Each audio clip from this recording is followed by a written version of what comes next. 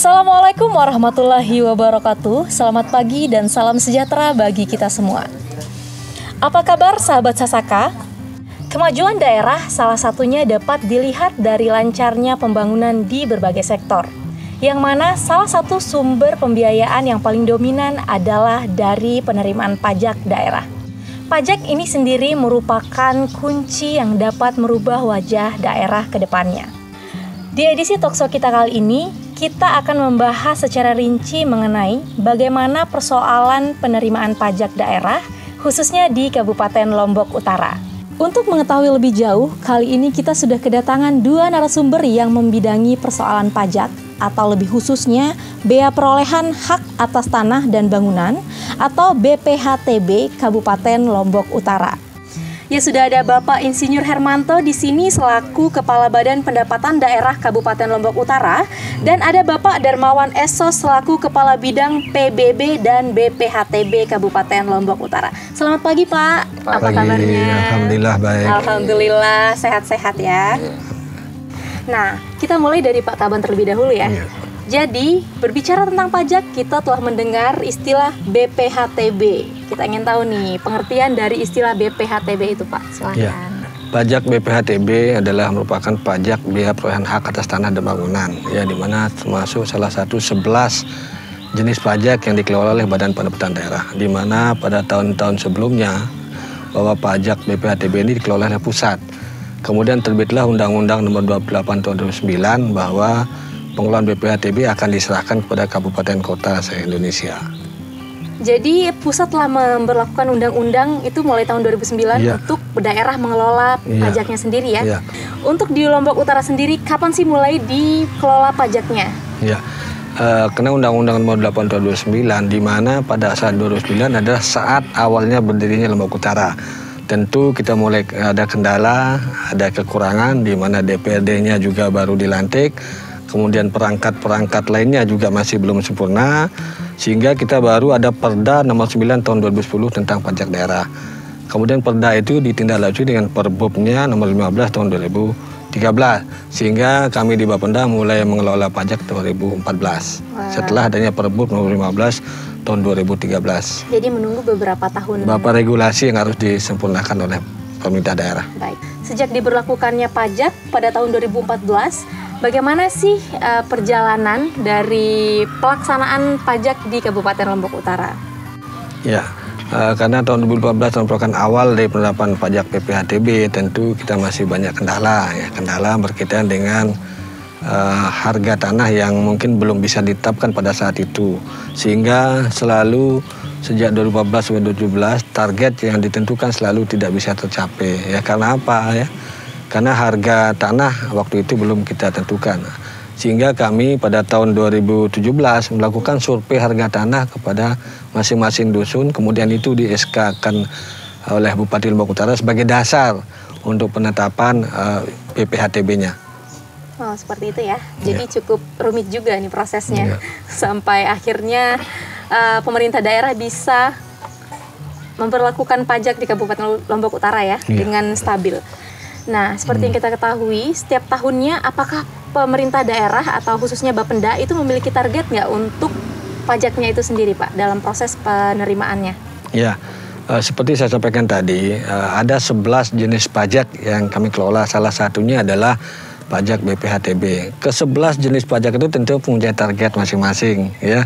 Seperti saya sampaikan tadi, di awal-awal kita terapkan pajak BPHTB ini masih banyak kendala karena di awalnya masih dalam bentuk manual, ya, sehingga selalu kita tidak mempunyai target, tidak bisa mencapai target yang sudah ditentukan. Di satu sisi juga karena waktu itu belum ada penetapan berkaitan dengan harga jual tanah, sehingga kami melakukan survei pada tahun 2017 sebagai dasar, ya, harga tanah tersebut di SK-kan Bupati sebagai dasar untuk penentuan pajak BPHTB-nya. Nah, melihat kendala-kendala yang telah dihadapi oleh Bapenda, upaya apa sih yang dilakukan oleh Bapenda itu sendiri untuk mencapai target, terutama di tahun ini, Pak?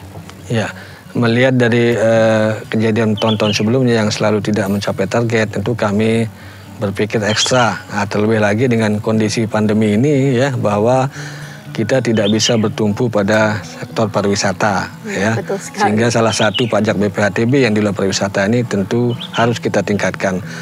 Sehingga salah satu inovasi yang kami lakukan adalah kita akan menerapkan aplikasi e-BPHTB, ya. Tentu aplikasi e-BPHTB ini adalah yang sudah kita launching pada tanggal 15 April 1 bulan yang lalu, di mana juga e-BPHTB ini merupakan penerapan yang kedua yang sudah dilakukan kabupaten yang ada di Nusa Tenggara Barat setelah Kabupaten Dompu. Wah, jadi kita bersyukur sekali. bahwa kita bisa melaksanakan aplikasi e-BPHTB ini yang kedua setelah Kabupaten Dompu. Dan ini sangat diapresiasi oleh Korsubgah KPK, ya, karena selalu dipantau, ya, baik melalui rapat koordinasi di kantor gubernur maupun rapat melalui virtual yang dilakukan oleh Korsubgah KPK. Alhamdulillah kita sudah bisa menerapkan aplikasi e-BPHTB ini. Luar biasa sekali ya, walaupun Lombok Utara merupakan kabupaten termuda di Nusa Tenggara Barat, namun dia mampu memberlakukan e-BPHTB ya Pak ya? E-BPHTB. Kabupaten kedua yang memperlakukan e-BPHTB. Nah, seperti yang kita ketahui, semenjak diberlakukannya pengelolaan dengan sistem e-BPHTB di Kabupaten Lombok Utara ini, kita ingin mengetahui apa sih kelebihan dari sistem e-BPHTB dibandingkan dengan sistem manual. Nah, untuk kali ini kita ingin Pak Kabid yang menjawab. Baik, terima kasih Mbak Dina atas kesempatan dan waktu ini. Sama-sama Pak Kabid. Jadi dalam perjalanannya BPHTB seperti dijelaskan tadi sama Pak Kaban bahwa BPHTB ini adalah salah satu yang kita melakukan inovasi, yaitu e-BPHTB. Maksudnya adalah tadi sering terjadi kebocoran terhadap pendapatan daerah, yaitu melalui negosiasi atau survei. Nah, tetapi dijembatani oleh aplikasi ini, berarti masyarakat itu sudah tidak bisa melakukan negosiasi harga terhadap berapa pengenaan dari biaya perolehan hak atas tanah itu sendiri.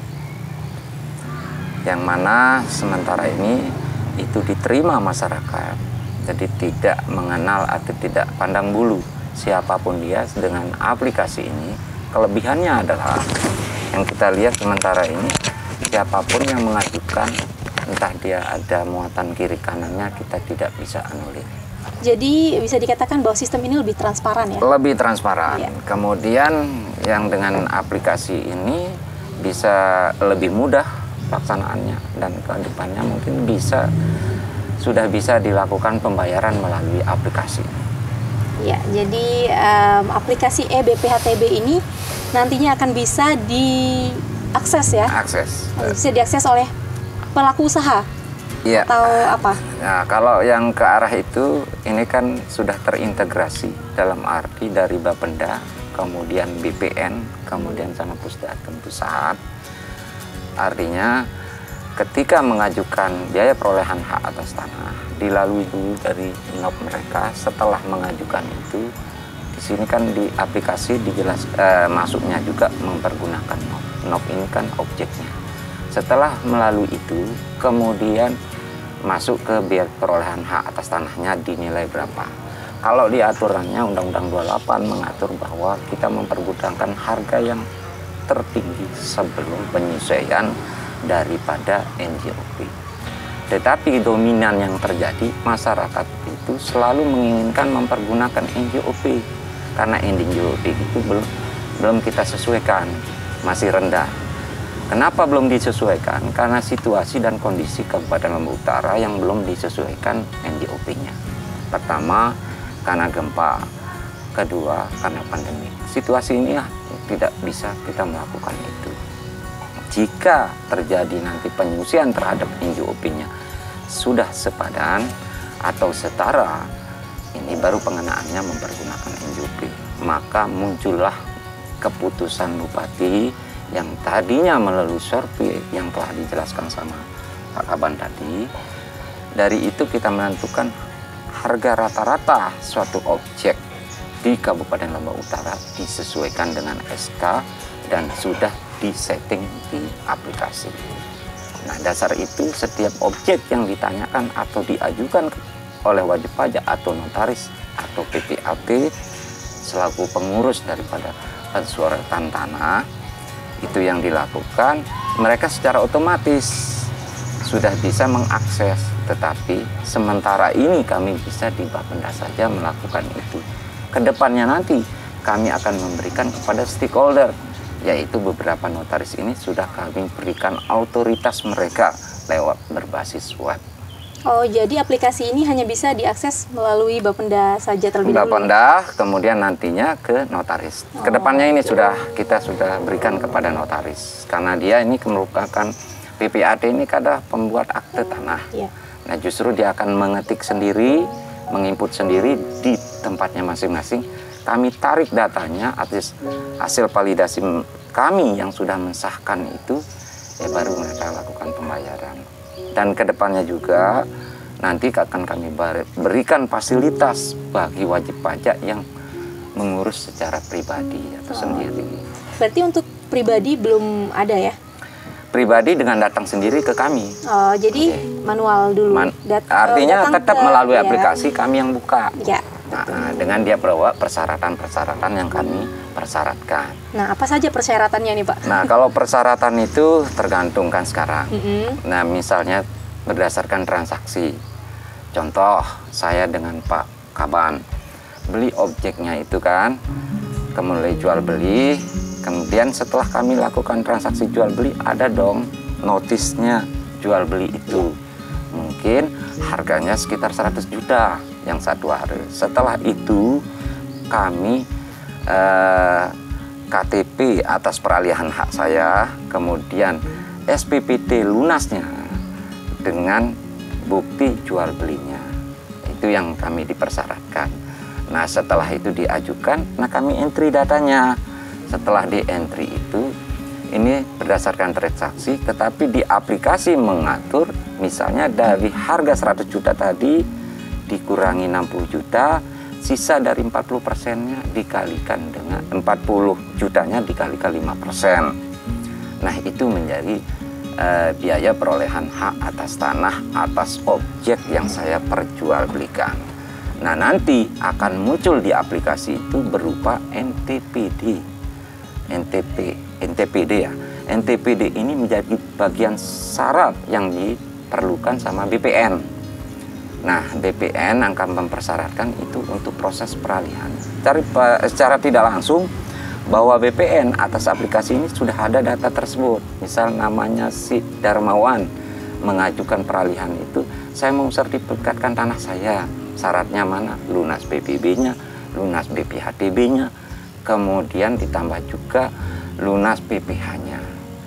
Nah, masing-masing syarat itu dibawa ke BPN. Tetapi BPN sudah mengetahui dari NTPD itu sudah terregister bahwa ada datanya si Darmawan di sana. Gitu. Iya. Karena aplikasi itu. Karena aplikasi itu. Jadi tidak kami bisa lakukan semacam negosiasi. Misalnya saya kedip-kedipan sama Pak Kaban. Pak Kaban, saya ini sekarang saya hargakan aja 60 juta biar tidak kena BPHTB-nya. Nah, justru di blok yang kami beli atas objek itu sudah dikenakan tarif standar, istilahnya rasionalnya harga di blok ini berapa sih, itu sudah kita protect gitu. Nah, Pak Kabid, coba kita bandingkan lebih rinci nih sebelum dan sesudah menggunakan eBPHTB. Ya, jadi kalau kita lihat dari perbandingan tentu lebih jauh lebih mudah, prosesnya cepat kalau yang dari aplikasi eBPHTB. Kemudian lebih transparan dan akuntabel, baik segi penyajian laporannya juga, kemudian tidak berbelit-belit terhadap dan lebih mudah dapat mengurangi tingkat risiko dan kerumunan orang yang apalagi sekarang ini di saat pandemi 19.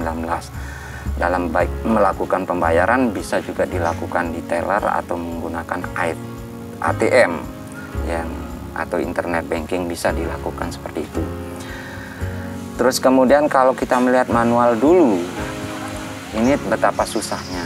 Mereka harus menulis sendiri, kemudian dilakukan lagi fotokopi persyaratan tersendiri, kemudian pembayarannya pun berbanding terbalik dengan apa yang kita lakukan sekarang. Jadi terhadap penerimaan pendapatan daerah ini yang dari BPHTB ini, lebih cepat kita memperoleh hasil pendapatan daerah yang tadinya harus tunggu bank dulu buka, kalau sekarang sudah tidak lagi. sudah lebih diberikan kemudahan seperti tadi menggunakan m-banking tersendiri, mungkin sudah bisa dilakukan atau lewat teller BPD atau lewat ATM. ATM kan dibuka tiap 1 kali 24 jam. Betul sekali. Sehingga kita secara real time kita juga bisa melihat realisasi pendapatan daerah Dengan lebih cepat. Iya, dengan lebih cepat. Kemudian apakah ada sekarang patokan dari realisasi sebelumnya? Pasti jelas. Nah Pak, bagaimana gambaran realisasi target? Ya, kalau kita melihat realisasi target tahun 2020 itu dengan target 4,5 katakanlah gitu ya, 4,595 ya. Di sini capaian terakhirnya di Desember ini sudah 100%,3. Tetapi kalau melihat perbedaan sekarang, ini bulan Mei sudah mencapai dengan target 5,5 naik sekitar 1 miliar dari target tahun sebelumnya. Kemudian dia kalau melihat realisasinya sedang berjalan sekarang, ini naiknya sekitar 50%, 85% pergerakannya. Tetapi masih ada sisa bulan yang belum sampai bulan Desember. Wah, luar biasa ya. Nah, justru kan sudah 85 belum semester 2. Per Mei saja sudah 85%. Iya. Nah, justru ada pergerakan yang sangat signifikan ya kalau kita lihat realisasinya. Nah, jadi kalau melihat sisi penggunaan aplikasinya, memang ini kalau kita bilang tiada maaf bagimu. Kenapa ya harus sudah melalui PBB-nya harus lunas, kemudian nempuh aplikasi BPHTB-nya harus syaratnya juga dari PBB-nya juga harus dilunasi. Nah, itu menjadi kami di bidang ini mempunyai 2 fungsi, yaitu PBB dan BPHTB. Tanpa menyelesaikan PBB tidak bisa dilakukan perolehan atas hak tanah itu sendiri. Apakah aplikasi ini menjadi rahasia walaupun di tengah pandemi ini? Kami tidak ada merahasiakan tentang hal itu. Jadi masyarakat itu sendiri bisa datang sendiri ke tempat kami, kami akan memberikan panduan secara tersendiri, kemudian melakukan pengetikan permohonan itu sendiri, dan nanti outputnya adalah NTPD terhadap persyaratan yang diajukan ke BPN. Jadi bisa disimpulkan bahwa walaupun di tengah pandemi ini, dengan adanya aplikasi ini, presentasi pendapatannya sangat-sangat membantu. Iya. Sangat-sangat membantu. Nah, sekarang kita ke Pak Kaban lagi ya. Kita kembali ke Pak Kaban. Pak Kaban, bagaimana sih upaya-upaya dari Bapenda untuk memperkenalkan aplikasi e-BPHTB ini ke masyarakat? Ya, kami berawal dari aplikasi BPHTB ini adalah kami kerjasama dengan BPN, ya. Jadi penerapannya itu harus kerjasama dengan Kanwil BPN Kabupaten Lombok Utara. Sehingga kami pada saat launching yang kami laksanakan pada tanggal 15 April, 1 bulan yang lalu, kami juga mengundang perwakilan daripada notaris, ya. Perwakilan notaris ini akan bisa menyampaikan kepada wajib pajak. Nah, kemudian harapan kita juga bahwa pada saat launching itu kita mengundang semua camat dan perwakilan akad sebagai wakil daripada desa. Mungkin ini bisa menjelaskan kepada masyarakat. Di samping acara kita pada pagi hari ini juga sangat bermanfaat. Ini sebagai salah satu bentuk daripada sosialisasi kita, ya, karena seperti saya sampaikan tadi bahwa begitu wajib pajak sudah menerapkan aplikasi, langsung terpantau oleh BPN. Jadi walaupun wajib pajak itu belum ke BPN, mereka sudah tahu kalau si A ini lagi mengurus BPHTB, sehingga nanti tinggal dibawa NTPD-nya kepada BPN. Padahal BPN sudah tahu karena sudah melink. Termasuk juga kita dipantau oleh Pusdatin dari Kementerian Agraria dan Tata Ruang yang di pusat. Nah, jadi terpantau kita dalam kita menerapkan ini. Terpantau saat itu juga. Iya, setelah kita menerapkan aplikasi ini. Jadi untuk diketahui bahwa aplikasi ini telah disosialisasikan kepada pihak-pihak terkait yang nantinya akan diteruskan kepada masyarakat. Ya. Nah, setelah Bapenda meluncurkan aplikasi e-BPHTB, tentu saja ada harapan-harapan ke depannya yang ingin dicapai. Bisa disampaikan harapan-harapan apa saja nih yang ingin dicapai ke depannya, Pak? Ya, tentu dengan penerapan aplikasi e-BPHTB ini kita harapkan masyarakat ya mampu menerapkan aplikasi dengan baik, ya, bahwa kita sudah memberikan pelayanan yang terbaik, ya, kepada masyarakat khususnya wajib pajak ya, karena tadi sudah disampaikan bahwa secara transparan, terbuka dan lain sebagainya, dan ini memudahkan bagi wajib pajak atau masyarakat yang dalam rangka pengurusan BPHTB. Kemudian untuk diketahui bahwa aplikasi BPHTB ini adalah salah satu inovasi ya dalam rangka mendukung visi misi Bupati, di mana salah satu visinya adalah Lombok Utara bangkit menuju kabupaten yang berinovasi, sejahtera dan religius. Jadi ini masuk menjadi inovasi dalam rangka mendukung visi misi Bupati. Kemudian yang kedua, di dalam program 100 Hari Bupati ada 4 kriteria di sana. Ada Memara, ada Merike, pelayanan prima, dan pariwisata bangkit. Nah, kita masuk di pada pelayanan prima karena aplikasi ini memberikan pelayanan ya, pelayanan terbaik kepada wajib pajak seperti disampaikan tadi, yang dulunya manual ya sekarang pelayanan dengan transparan dan cepat. Dalam yang dulu bisa 3 hari, sekarang dalam beberapa jam sudah bisa kita lihat berapa sih bayan BPHTB yang dilakukan. Jadi memberikan pelayanan prima masuk dalam program 100 Hari Bupati. Nah, kalau Pak Kabid ada yang ingin ditambahkan nggak? Ya, baik Mbak Dina ya. Jadi harapan saya dengan diluncurkannya aplikasi ini, tentu ini adalah buatan manusia.